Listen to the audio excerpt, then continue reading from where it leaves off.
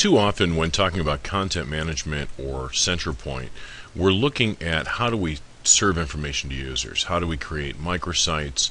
How do we create mobile versions of that content? How do we distribute this information to all of our constituencies under the organization? One thing we'd like to talk about today is how do we collect information from these users and how does their collaboration play a role in this? We're going to take a look at a few key modules. Number one, I want to talk about blogs. Blogs is a module where we might have a moderator or person who's managing a discussion. And in this case, Martha Stewart is managing an article here on a healthy steak recipe where we can see that people can provide their comments, thoughts, and ideas. Love this recipe. Now, this form, so this in essence is a form submitting information into Centralpoint. So not content going out to the user, it's the information from the user going into Centralpoint. Here we see, love this recipe, latest post by Mr. Anonymous. So whether people have to register to do this or have to be a member of the community is entirely up to you, but this collaboration needs to be made possible for everything. And not just blogs. We might have an article or a news record or something where we want to have people comment on that and rate its usefulness, how helpful was it for them. So again, this is the community talking back and providing their input back to Centralpoint, which kind of brings it full circle. Other examples of that type of input would be surveys. And surveys, very simple.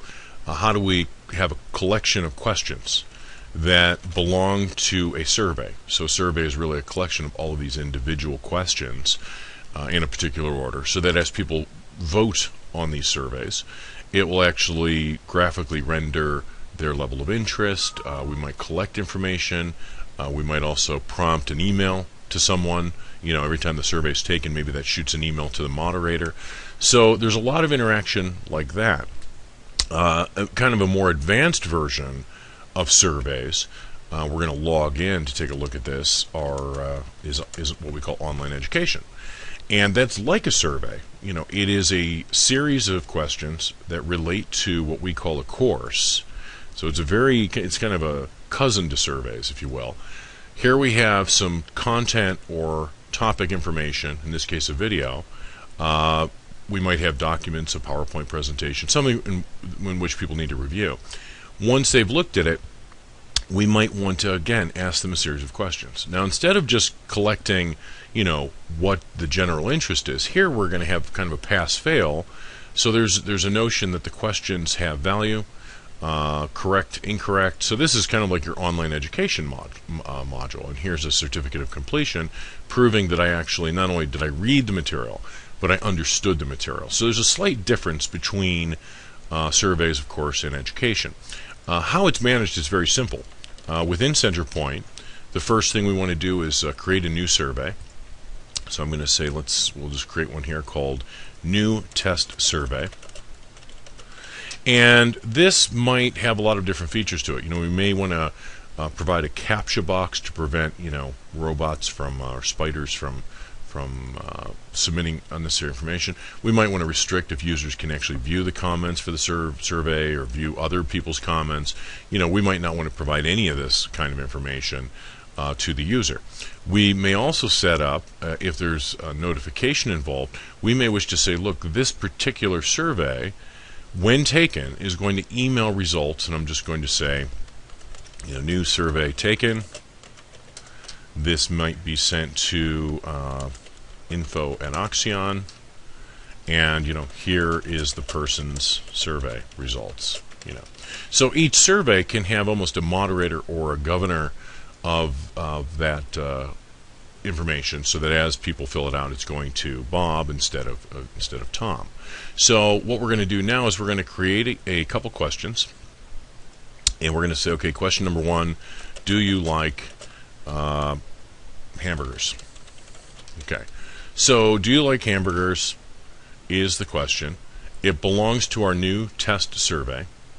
The options that we're going to give the user are, yes, no, sometimes, and of course we can have a checkbox. That checkbox assumes that there's multiple selections. Radio button means that there's one possible answer that they can select from. We might give them a drop-down list. We can also collect text. If we want to collect information, we can do that as well. So I'm just going to submit that. That's question number 1, which belongs to our new test survey. Here's question number 2, and I'm going to say, do you like hot dogs? Okay, so here we have, do you like hot dogs? That's question number 2. Yes. No. And then, I can't stand them. So basically what we're doing is we're one by one creating these questions that relate to the new test survey. There's the relationship being made there. And then we're going to submit this. So what we're left with is a survey that is made up of those 2 questions. So let's go back to our surveys. Here's our new test survey. Over here to the right, you will see something called preview. And preview would allow us to open that up. Right now I don't have it turned on. But this link right here allows us to go put that on a page somewhere. So I'm just going to go park that link on a page, and I'm going to call it test survey. And I'm just going to drop that right in there. So that's basically a reference to that survey, which might be found within this particular page. And I'm just going to make sure that this new survey is being released to the site in the top navigation of the main site, whatever it might be. So we're going to go ahead and take a look at our site. So let's log out of the console. We're going to be back at the home page of the site, and here we have something here we call test survey right there. So the test survey is asking us, do we like hamburgers? Yes. Do we like hot dogs? No. I chose to select the CAPTCHA element here so that we can actually take this survey. And when the survey is taken, it can show us our results. Now I also had mentioned that you can show those or not show those. It also triggered an email to the user that gave the results. So what's nice is as people are taking this, those are pooling and depositing, and so we can report on this whenever we want to.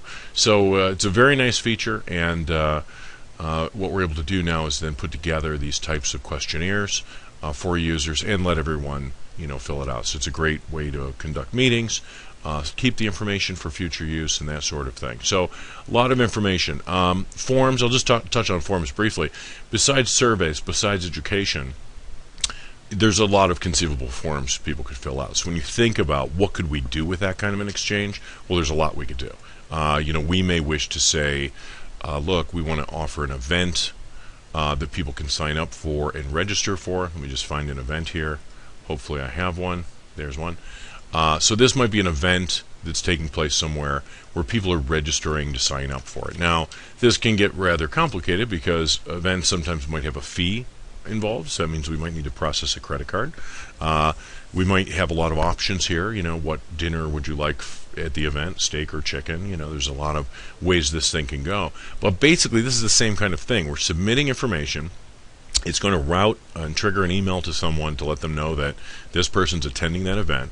We now have a nice clean report to show us everyone who will be attending the event. And that's set up through something. It's a little bit more involved than the surveys or education that I showed you. By the way, here is the education. Here is the course that we took. Here are the questions that made up that course, very much like the surveys. Education is a little different because we're capturing the certificate of completion of everyone's test, who received what degree, that sort of thing. So the forms that I've showed you there, because they can go in so many different directions, this would be an example where we would need to set up a form a little bit more involved so that when someone submits it, we say, hey, thank you very much for submitting your new whatever it is. We can, again, route that incoming request to whoever we want to.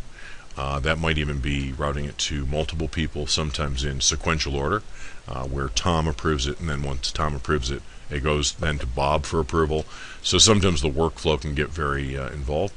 And then, of course, what we're doing is we're storing all the people who have signed up for that type of thing. And what we're able to do with that is alert people and report on it. And here's all the sign-ups that we've had over a period of time. So Centralpoint, again, in general, is a central repository to collect all of this activity and information so that it's all neatly in the repository, and we can then report on it any way we want to. So for more information, please contact Oxyon at oxcyon.com.